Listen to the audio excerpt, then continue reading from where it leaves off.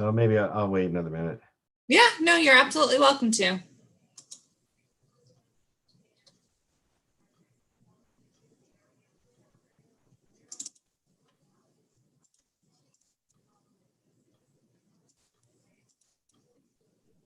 All right, your handout is live on the website.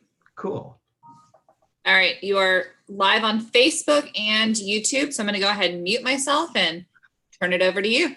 Great. Thank you. Thanks, Ashley.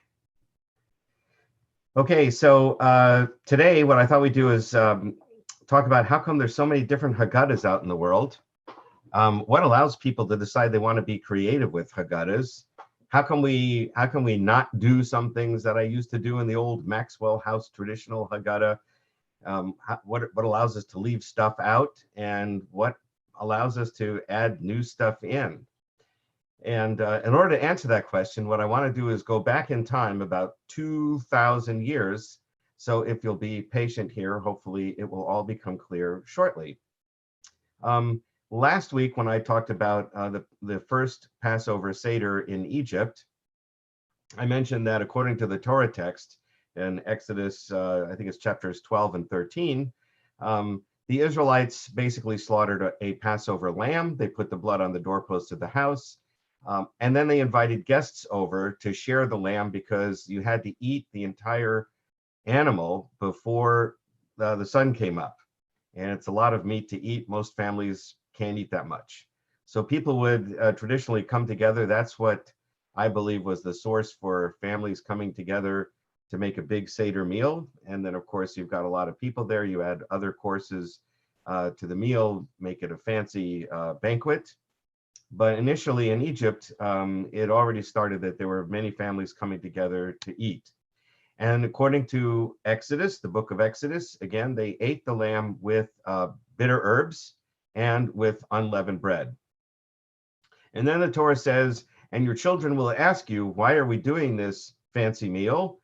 And you should explain to them it's because God is passing over our houses with this plague, and he's going to bring us to freedom. And in subsequent generations, the Torah says you will do the same meal. Your children will still ask you why we're doing this, and you should continue to explain them it's because of what God did for us when he took us out of Egypt. So the original Passover Seder didn't really have a lot to it, except a lot of meat, and presumably other dishes too. And of course, if you're eating a big meal, there's going to be conversation. The Bible wants to make sure somebody asks a question about what it is we're doing, and that somebody answers the question explaining why we're celebrating. That's about all we know about the Seder before the temple was destroyed. So the second temple was destroyed in the year 70.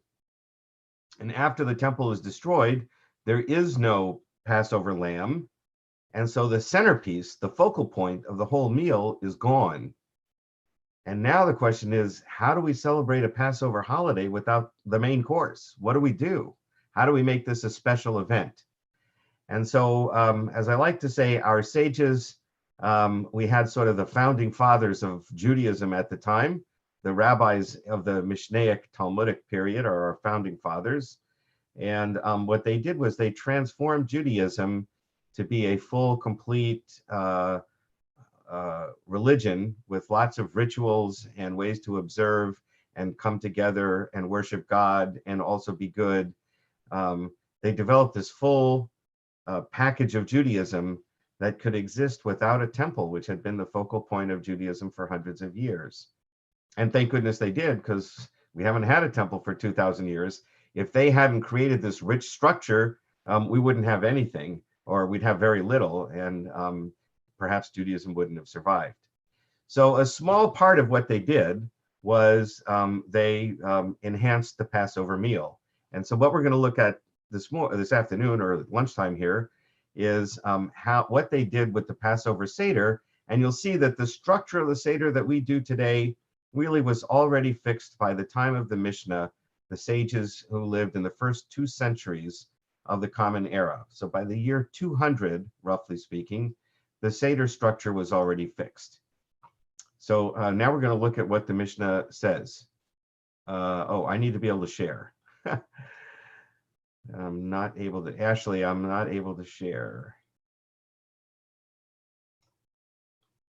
I can't open up a document. Okay, try this now. Okay, very good. Okay, so here we go. Okay, so now what you see is the Mishnah. The Mishnah was divided up into 6 major categories. One of those major categories was festivals or holidays. And in that big category of Mishnah, each holiday had its own tractate, its own little booklet. And the booklet dealing with called Pesachim. So here you have Mishnah Pesachim, and in chapter 10 of that little booklet, it describes how to conduct a Seder. So we're going to start now with the first, with actually Mishnah number 2 in chapter 10. And it says here, they mixed for him a first cup.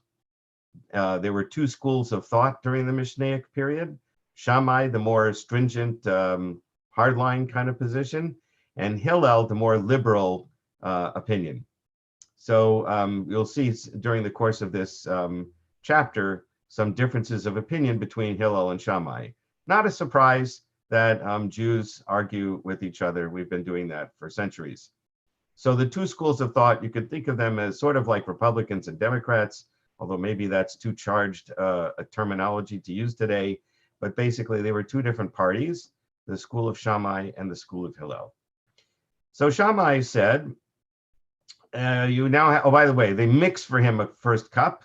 Our ancestors didn't used to have full cups of wine. Undiluted wine. They used to cut their wine with water, so it wouldn't be quite so strong. In any case, if you're going to have 4 cups of wine, by the way, maybe that's not such a bad idea, although today we don't dilute our wine. Anyway, they mixed for him the first cup. Beit Shammai says, you bless the day, and then you bless the wine. But Hillel says, no, you bless the wine, and afterwards the day. So as is almost always the case, we follow the school of Hillel. And so we, let me do this. Share, stop sharing. Okay. Yeah, so almost always it's the case that we follow Hillel. When there's a dispute between Hillel and Shammai, they had a majority in the Congress, let's say. So when there was a vote, their position won. And so, in fact, when we say Kiddush over the first cup of wine, right, the first thing we say is Bori Pri Hagafen, the blessing over the wine. And then we sanctify the day, right? That's the Kiddush, the sanctifying the day. And it's, as you know, a special Kiddush for festivals as opposed to the Kiddush we recite for Friday nights at the Sabbath meal. Okay, so let's go back to our text. We've now described the first cup of wine. Now we're going to go on to the second Mishnah, and it says this is what's going to be on the Seder plate. So they bring before him, that is the person who's organizing the Seder for the family, a very patriarchal world. So typically was the father of the house. So they bring, by the way, they meaning servants, perhaps, if you were wealthy enough to be able to pay servants to do this for you. Otherwise, somebody else would bring before him, presumably the Seder plate. And then he dips lettuce until he gets to parperet hapat. So parperet hapat, I did not translate. We don't know what it means, but we think that it probably meant the main course. Pat means bread. Parperet hapat is probably the stuff that goes with the bread. So that would be the main course. Other people try to say it's dessert or maybe appetizers, whatever. I think it makes most sense to say that it's the main course. So let's assume I'm right, and we'll go on and look at what's next here. Okay, so he dips the lettuce and he gets to parperet hapat. Interesting choice of words, lettuce. What is lettuce? I'm going to talk about that in a minute. So he's dipping lettuce, and then they bring before him matzah and lettuce and charoset and 2 cooked dishes. Even though charoset is not a commandment, Rabbi Eliezer ben Tzadok says it is a commandment. And in the time of the temple, they would bring before him also the roasted lamb sacrifice. So this is basically what's on the Seder plate: matzah, lettuce, charoset, and 2 cooked dishes. So for a moment here, I want to flip you to another thing here. We're gonna share a different picture here. Oh, that's not good. Hold on one second.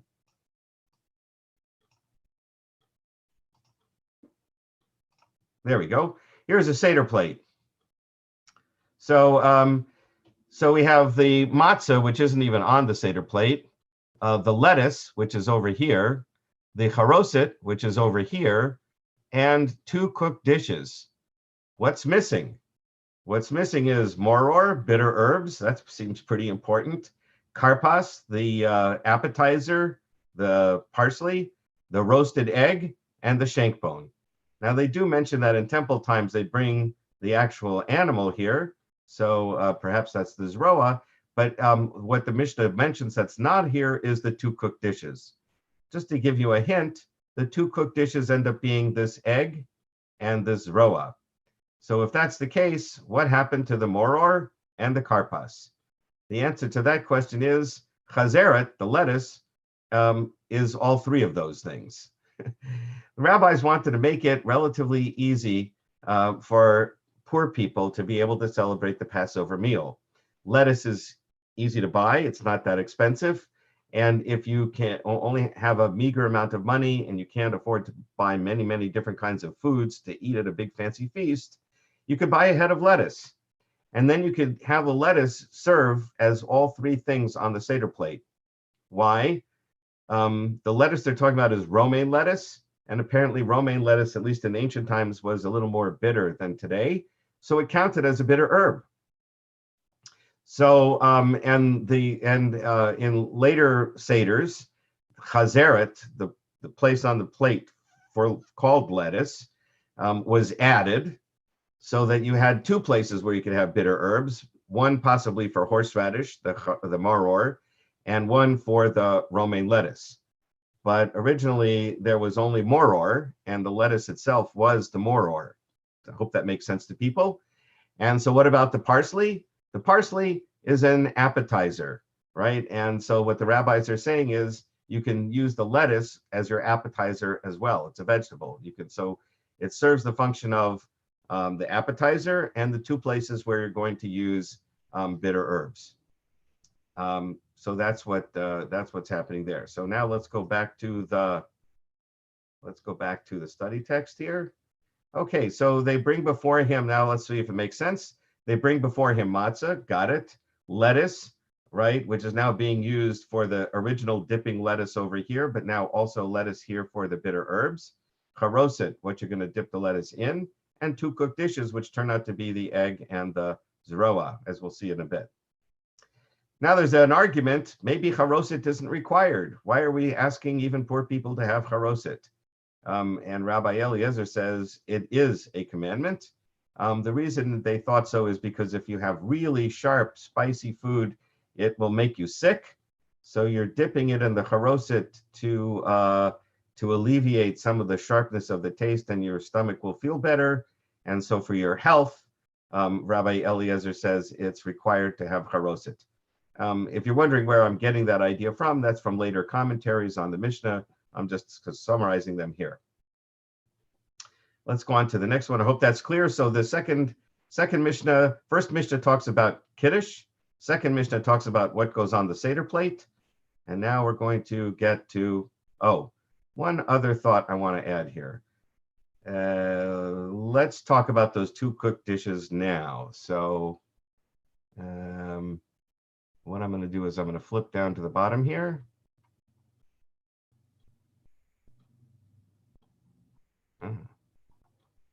Maybe not so far down to the bottom here. Here we go. So this is the Talmud's the commentary on the Mishnah is called the Gemara, and the Gemara and the Mishnah together make the Talmud. And so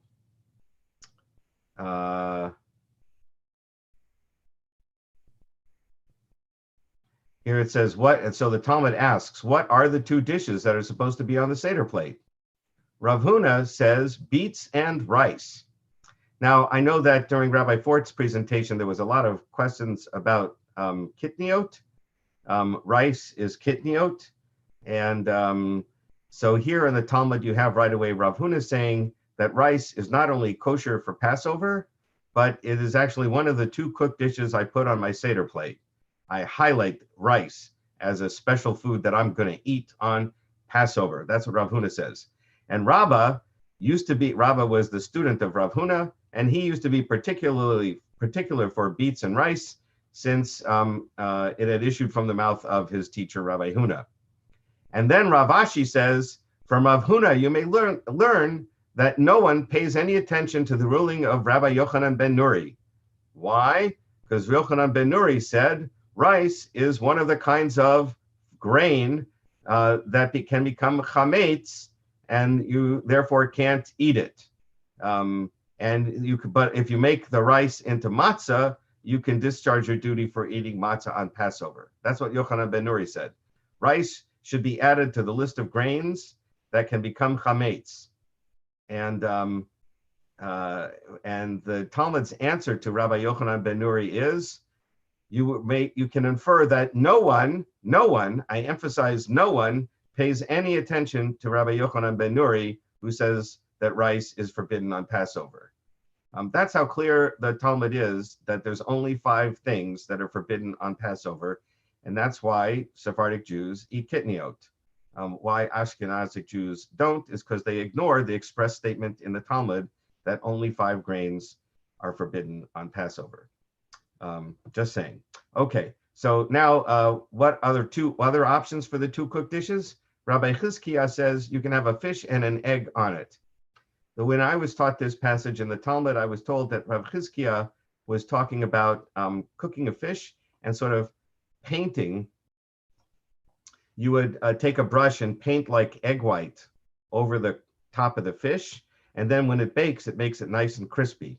So it was kind of a fancy way to cook fish. Why is he saying that it's you can make an egg with fish on it?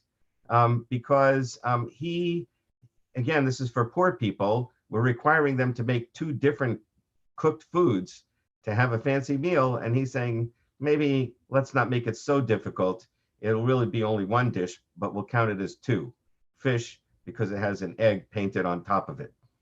However, Rav Yosef said 2 kinds of meat are necessary, one in memory of the Passover offering, and the second one in memory of the Chagigah, which is the festival offering. 3 times a year, Jews had to come to the temple in Jerusalem to celebrate. They're called pilgrimage festivals, because you would make a pilgrimage to Jerusalem. And then God says in the Torah, and if you come to visit me in the temple, don't come empty-handed. So that means you have to bring a sacrifice with you. So there was a special animal sacrifice that was offered for the festival. Again, the meat was roasted and it was given to the participants to eat. So you have 2 kinds of meat representing the 2 sacrifices that were offered for Passover. One, the Passover lamb, and the other, the festival offering. And that is how come there is a roasted egg and a shank bone on the Seder plate. The shank bone obviously represents the Passover sacrifice. The roasted egg, which is supposed to be a little brown on the outside, is supposed to remind you of the roasted Chagigah sacrifice. Rabina said, again, he's trying to make it, Rabina is now going to make it again easy for poor people to celebrate. He says even a bone and its broth. That's kind of like the story, if you remember the old story about stone soup, where the soldiers come to a village and they say, we're hungry, we want to eat, and nobody wants to give them any food. So they said, okay, we're going to make a new soup called stone soup. Does anybody have a stone?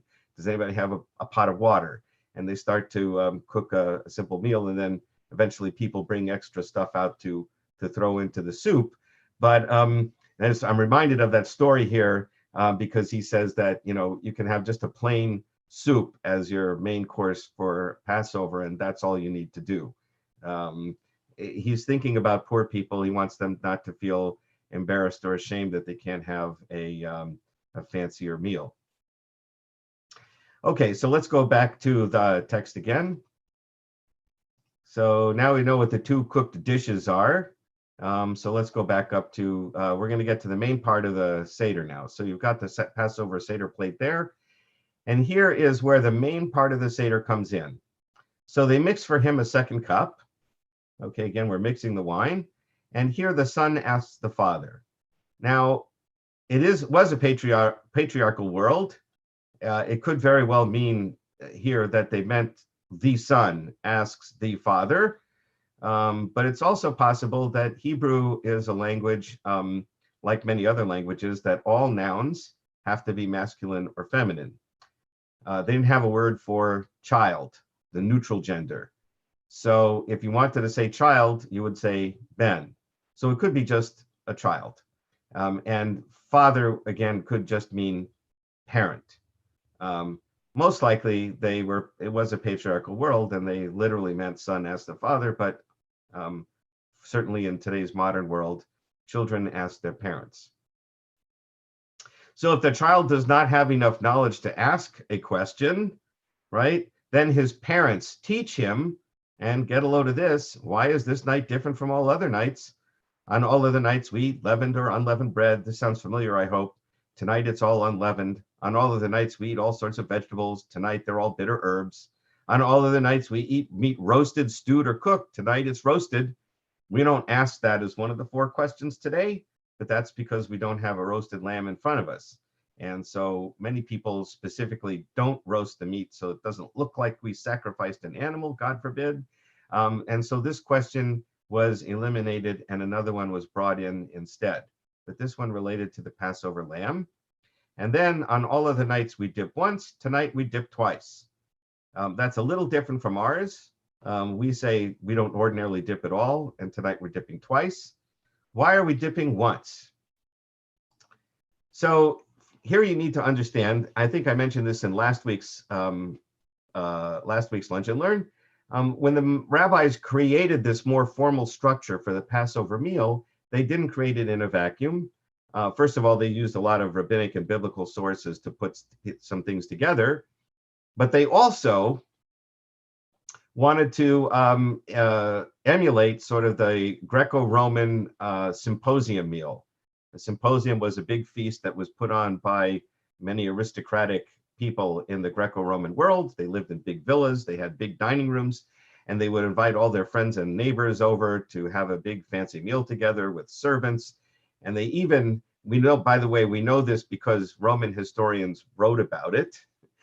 And they even went out of their way to make all kinds of fancy delicacies using foods from all over the world because the Roman Empire stretched out across the world, and they would import these fancy delicacies, and then they would hire a special chef to make fancy foods, and then they would have a discussion about politics or religion or philosophy or poetry and art or whatever, and maybe they'd invite a special person over to be sort of head up the discussion. It was a big deal. So the rabbis took this idea of having a fancy meal, because we're supposed to celebrate a big fancy meal, and this idea of having a symposium, a discussion of some kind, and they said we can use the elements, the formulas that our neighbors are using, the pagans, to sort of help create a structure for our fancy meal. So if you go to a wedding today, wedding banquets are still structured somewhat on the Greco-Roman symposium. And one of the first things you do at a wedding banquet after the ceremony is over, before the bride and groom make their grand appearance, is the guests are all milling around, and what do? They eat hors d'oeuvres and they drink wine. So this idea of hors d'oeuvres and wine before you get to the main course goes back to Greco-Roman times. The rabbis adopted it, and that's why we dip the parsley or the celery or whatever your vegetable is in some kind of sauce, because that's what we do with crudité today. Crudité is like cut up vegetables.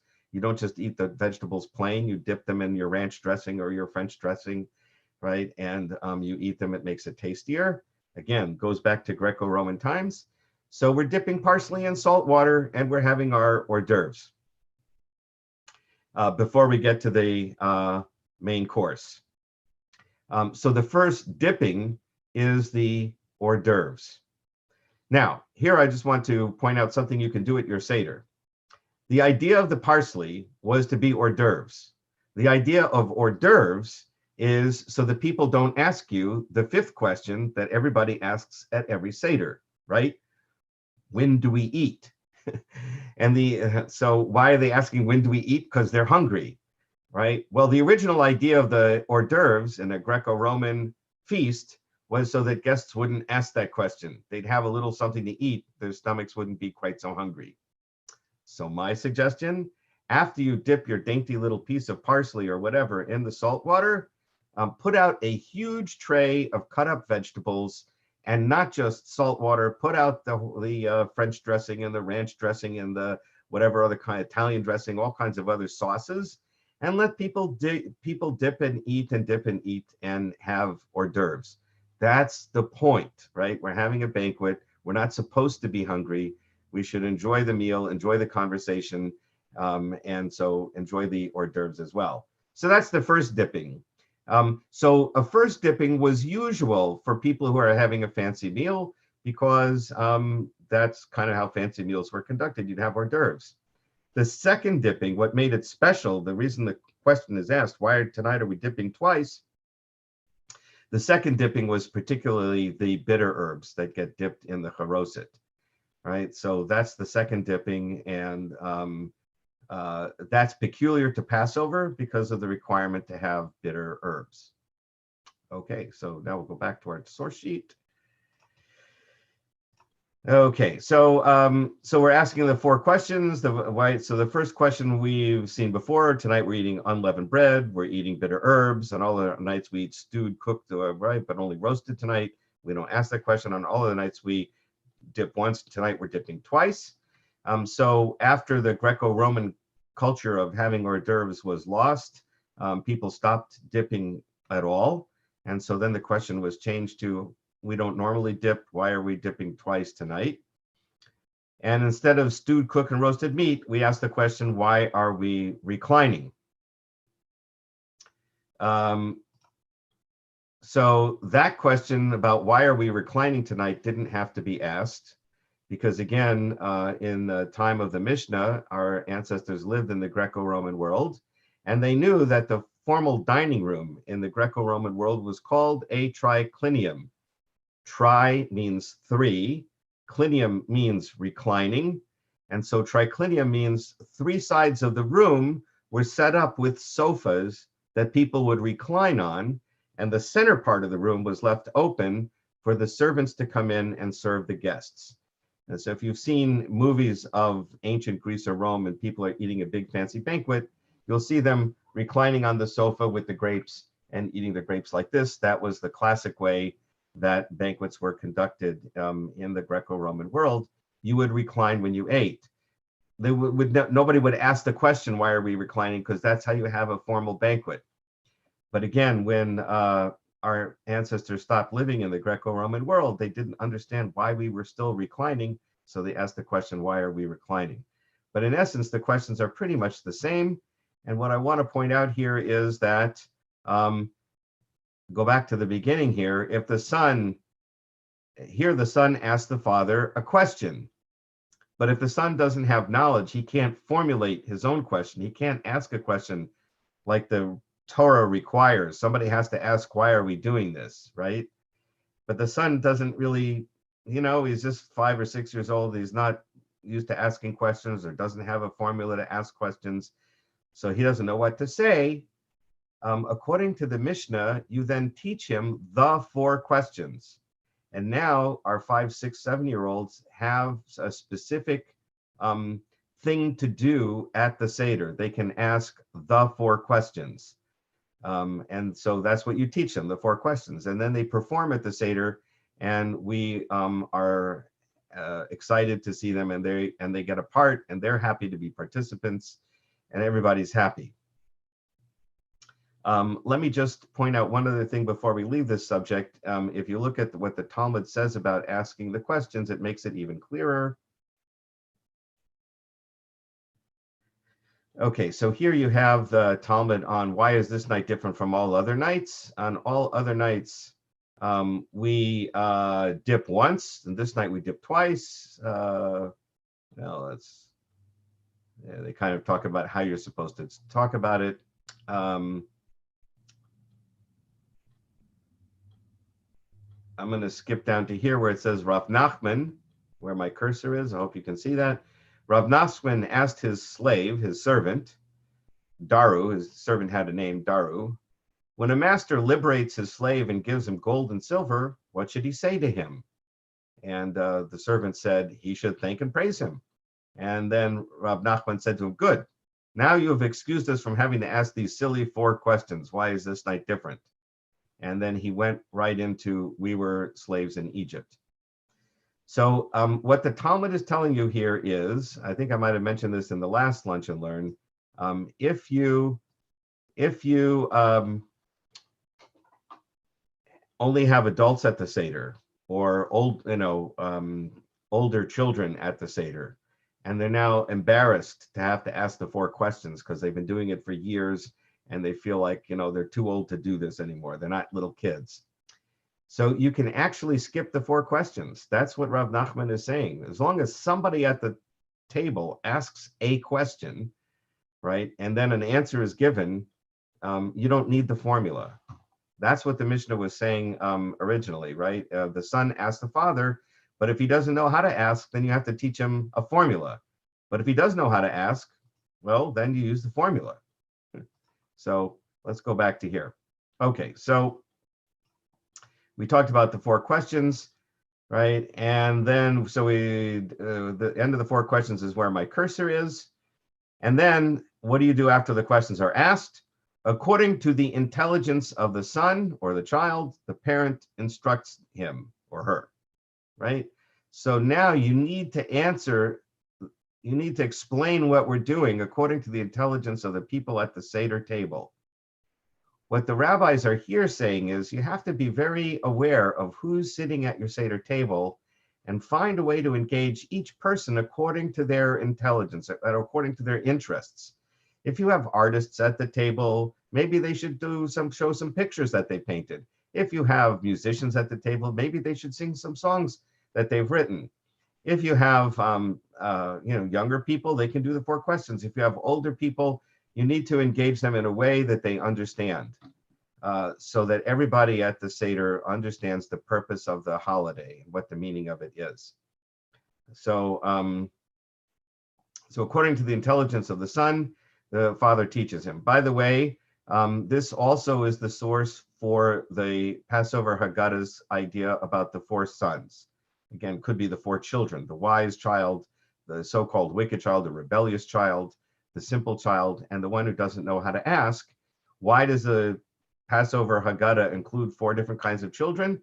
Because the Mishnah says, according to the type of child you have to find a way to answer them, right? So that's where that story came from. Okay, so one begins with disgrace or shame or humiliation and concludes with shevach and glory. And he expounds from a wandering Aramean was my father, which is found in Deuteronomy chapter 6, verses 20 to 25, until he completes the entire section. So when you're telling and explaining the story of the Exodus, you need to begin with the bad part, right? What's the bad part? We were slaves in Egypt. And conclude with the praiseworthy part. We escaped, we're free. Thank God we're alive still today and free people at home. So you need to tell the story from sort of the bad part to the good part. Now, what I want to do here is just go back down to the Talmud's discussion of that. Okay, so here the Talmud asks, he commences, quoting the Mishnah, he commences with shame and concludes with praise. The Talmud asks, what is shame? What is the bad part? Where do we start the story? Rav, one of the rabbis in Babylonia, says, once upon a time, our ancestors were idolaters. And he is actually quoting a verse from the Bible, which is not mentioned here. But once upon a time, our ancestors were idolaters. That's where you start the story. The really horrible thing of our history was we used to worship many gods. Shmuel, another rabbi, the contemporary of Rav, lived at the same time in Babylonia, said, we were slaves. we were slaves to Pharaoh in Egypt. That's kind of the obvious place to begin the story, right? We're talking about the Exodus from Egypt. Start the story with we were slaves. Rav, our ancestors were idolaters. When is he talking about? He's talking about way back in Abraham's day. Abraham's father, remember the Midrash says, not only was an idolater, but made idols for a living. That's what he did. He made and sold idols. So our ancestors, Abraham's father, were idolaters. He wants to start the story. Rav wants to start the story way back with Abraham. Shmuel says, no. This is about the Exodus from Egypt. We start with Egypt. So, oh wait, I didn't show you live. Okay, I forgot to share that. Okay, hold on one second here. Let's take a look at that. Sorry, I didn't share that to you. Here's the section that we were just reading. I'm sorry, I forgot to post it up on the page there. So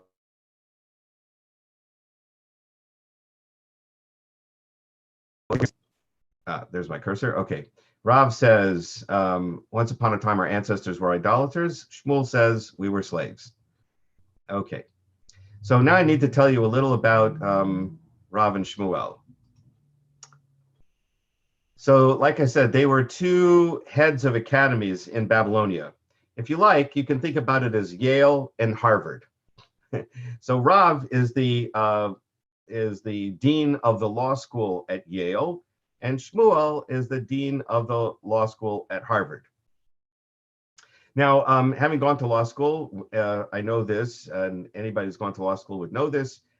Even the deans of law schools usually have subject areas of law that they specialize in. So this was the case with Rav and Shmuel.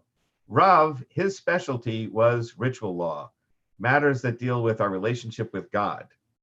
Shmuel, his area of specialty was secular law, contracts, torts, property, partnerships, right? That was his area of law. And here I would just point out that they're playing to type. Rav says the worst thing in our history was we didn't have a relationship with God. That's the most important thing to Rav. He wants ritual laws because it talks about our relationship with God. And the horrible part of our history is we didn't used to have a relationship with God. So we should start the story there and talk about how, as a result of the Exodus, we now have a wonderful relationship with God. Shmuel is into contracts, torts, etc. And of course, he's into social issues, right? And so for him, the worst thing is slavery. And now we're free people. It's also kind of the logical place to start the story.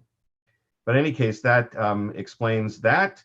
But they, although they both tell you that that's where they want to start the story, the Talmud then says, but you should tell the whole story from a wandering Aramean was my father.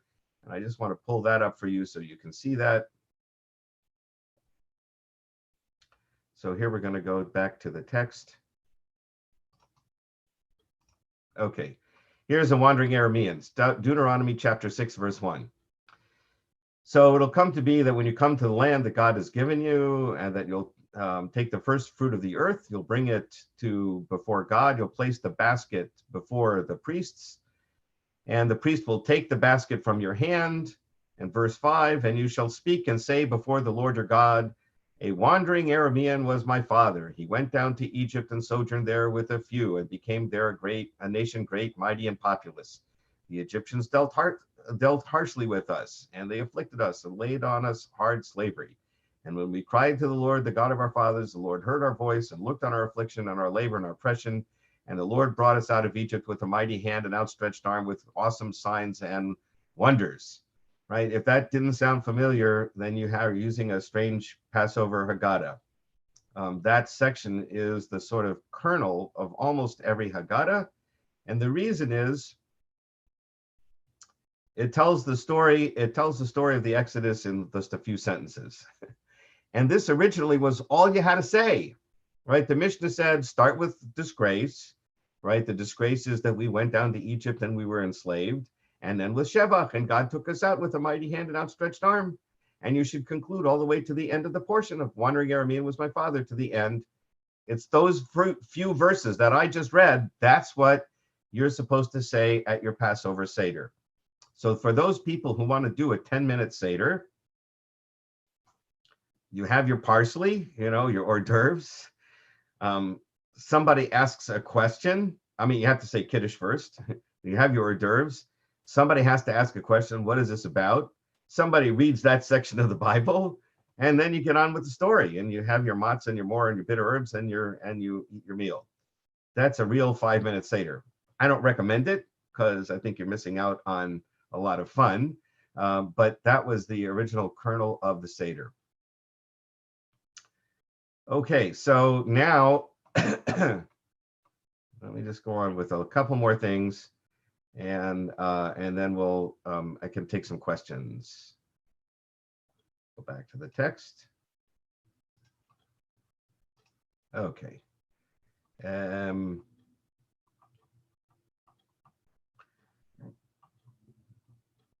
Okay, so with mixed for him the second cup, the child asks the parent the question. If he doesn't know how to ask, we give him a formula. According to the intelligence of the child, we teach them. We begin with disgrace, we conclude with glory, and we expound from a wandering Aramean was my father until he completes the entire section. Now along comes Rabban Gamliel, and he has a different idea. 2 Jews, 3 opinions. Rabban Gamliel, a very important figure in the Mishnah, a descendant of Hillel and head of the academy. And he said, whoever has not said these 3 things on Passover has not fulfilled his obligation. They are Pesach, Matzah, and bitter herbs.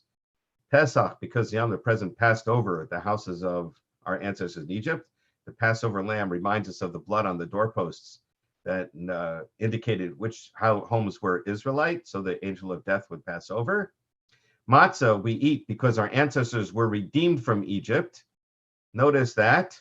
The matzah here in Rabban Gamliel's telling represents freedom, not the bread of affliction that we talked about at the beginning of the Seder, halach ma'anya, the bread of poor people who only get to eat half a loaf. Here, Rabban Gamliel says, no, it's the matzah we ate in haste when we left because the dough didn't have time to rise. So this is the bread of redemption from Egypt. And then bitter herbs, because the Egyptians embittered the lives of our ancestors in Egypt. What is Rabban Gamliel saying? He's saying, look, you've got the symbolic foods on the Seder plate. If Rabban Gamliel had PowerPoint, like I do today, he would say, let's do a PowerPoint presentation and explain what this is all about. But he didn't have PowerPoint. Instead, he did show and tell, which is the old version of PowerPoint. So he's got the actual symbols on the Seder plate. He picks up each symbol and he tells the story of the Exodus using each of the symbols. Again, he's a good educator. He wants to engage the people around the table, and by pointing to things, picking things up, and doing some actions, it kind of keeps people entertained. And what a great way to tell the story by doing it as a show and tell device. Do you need to follow Rabban Gamliel and talk about the special foods on the Seder plate? Most people would say yes, because Rabban Gamliel said so. But I think ultimately the main thing is to tell the story of the Exodus and do it in different ways to engage everybody. And Rabban Gamliel's suggestion is certainly very good. Okay, so that's Rabban Gamliel. So bitter herbs. And then I put these 2 hash marks over here. You can see the hash marks here that my cursor is pointing to, because this is probably not Rabban Gamliel anymore. This is going back to the narrator of the Mishnah. In every generation, one is obligated to see him or herself as if he or she came out of Egypt themselves, right? Each one of us needs to see ourselves as if we came out of Egypt. Now, this is based on a typical rabbinic interpretation of the verse. So the verse they quote to support this idea that each of us needs to think of ourselves as leaving Egypt, the verse is, you shall explain to your child on that day, it is because of what the Lord God did for me. I put in boldface me, what God did for me when I went free from Egypt. But of course, in Exodus chapter 13, they've already told you this is what you're going to do in later generations. When you repeat the Passover Seder that we're doing tonight, when we're actually getting ready to leave Egypt, Moses then instructs the Israelites, and every year after this, we're going to repeat this symbolic meal. And every generation after this, people are going to ask us, why are we doing this? And you should explain, it is because of what the Lord did for me when I came out of Egypt. Well, a couple generations later, we're not, the people leading the Seder are not people who actually left Egypt.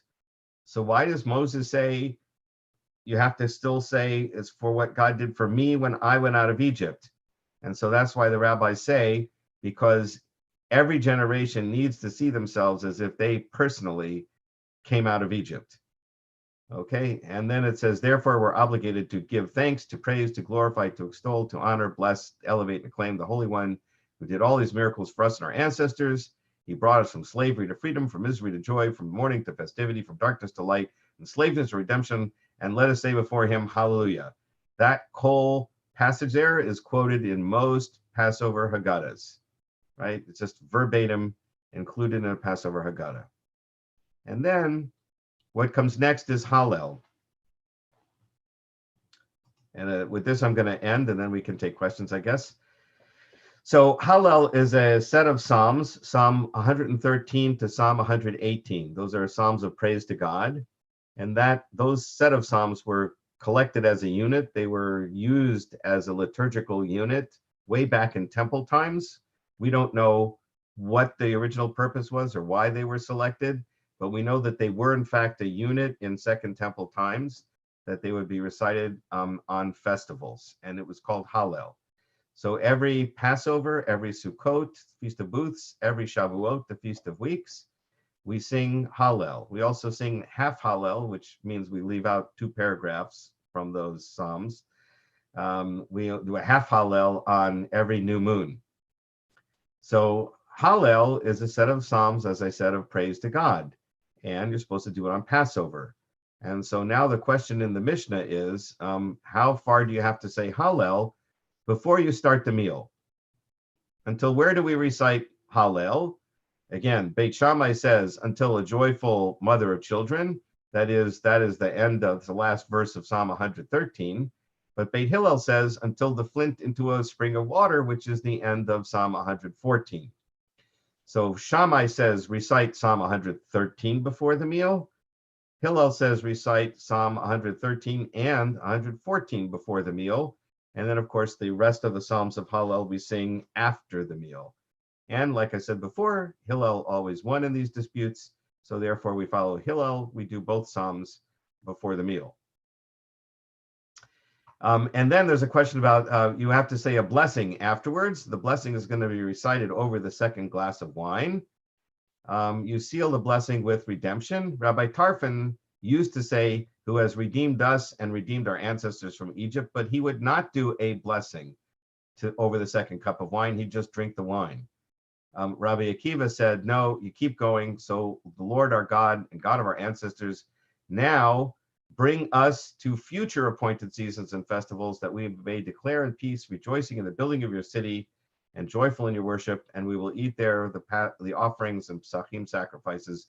Blessed are you, Lord, Redeemer of Israel. There's the seal of the blessing that goes at the end of the blessing for the second glass of wine. So Rabbi Akiva would do the full blessing. Rabbi Tarfon would not. Both of them lived during the revolt of the second revolt against Rome.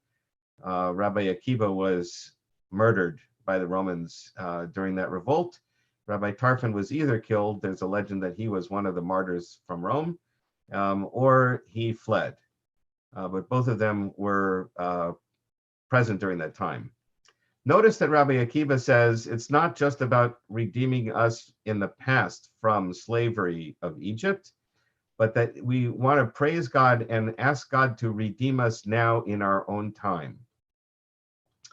And this, again, may relate to the idea that each of us is to see ourselves as slaves in Egypt, needing redemption, and thanking God for helping us to leave Egypt. And that is a major, major theme in the Haggadah, certainly a major theme for us this year as we sit in our homes relatively isolated, at least physically isolated. It'll be a very different Passover this year. So here, then, it doesn't say that you eat the meal, but of course you would eat the meal. And the next Mishnah is you mix the third cup of wine and you do the grace after the meals over the third cup of wine. And then finally, you have the afikomen and you drink the fourth cup of wine. And here it says you don't conclude after the Pesach afikomen. Afikomen originally was a Greek idea to have special desserts or to go out partying. You know, you're half drunk already, so you go around from house to house, knocking on doors and continuing the festivities at different people's homes or whatever. The rabbis said here, you know what? We're imitating the Greco-Roman style of a banquet with in certain ways, but we don't do this after banquet revelry thing. We're not going to carry on wildly in a drunken state. That's not a Jewish thing.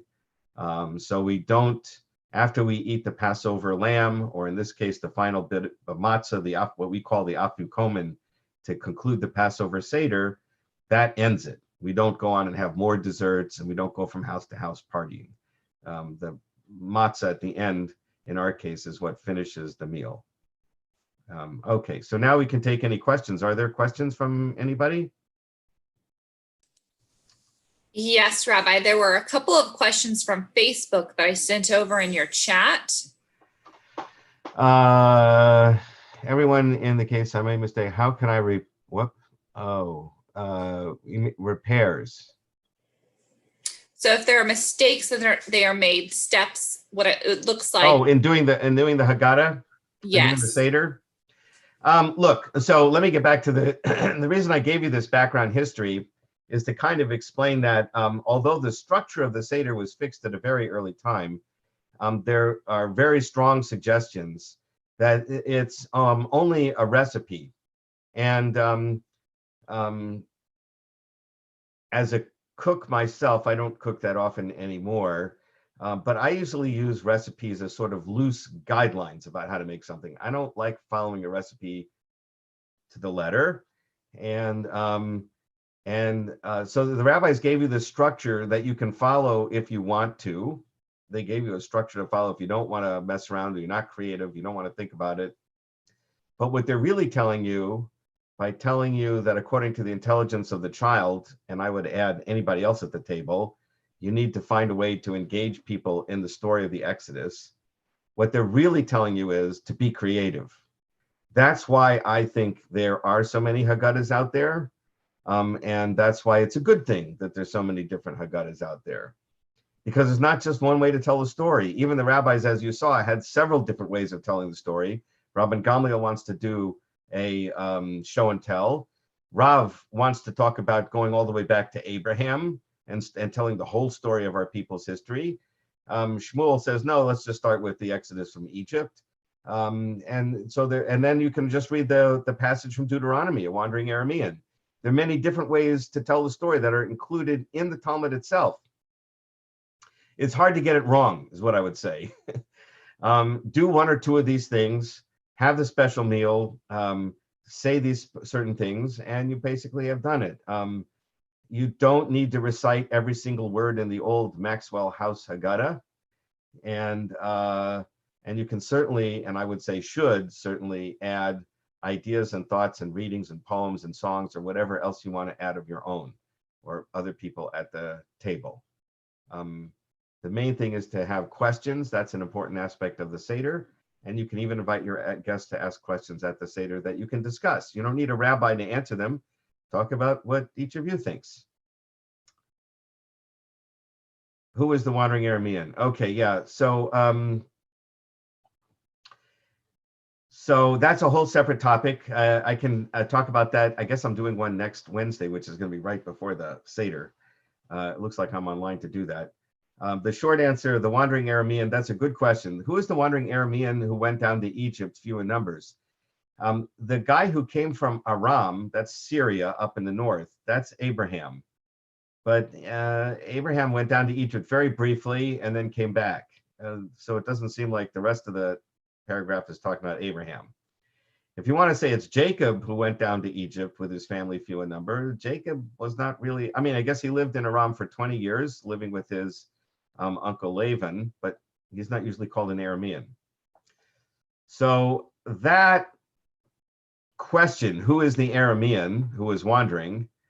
My answer would be it's a composite of Abraham and Jacob. That's probably the simple reading of the text. But the rabbis were also disturbed by this question, so they changed the verb. And instead of saying a wandering Aramean, by using the same 3 Hebrew letters, but changing the vowels, they got an Aramean tried to destroy my father. And that's how they came to the conclusion that the Aramean was Lavan. That's a whole nother story, which I can talk about next week if there's interest.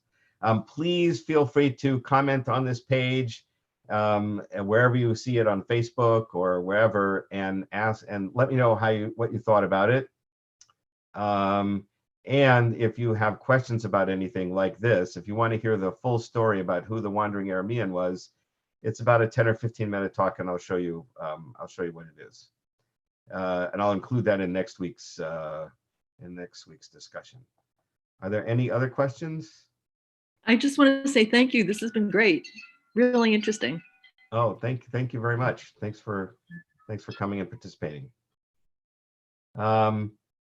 Okay, so basically what the Talmud is telling us to do is take the basic structure of the Seder, but feel free to play with it and to make it relevant and meaningful to the people who are sitting at your table. And that's why there's so many different Haggadahs out there that have all kinds of ways to do that. And by the way, you can also have fun. Jews always like to mix emotions together. It's a serious subject, being slaves in Egypt. It's a serious time with the COVID-19 virus around. On the other hand, we should have fun. Jews have always had fun, even in the face of the difficulties that have confronted us. So there's a lot of funny songs out there that people sing at Seders, and I encourage people to do that as well. Questions? Anything else? All right, well, thank you for joining us. And again, please do post, if you have other questions that you want me to talk about, please post them. Thank you for coming.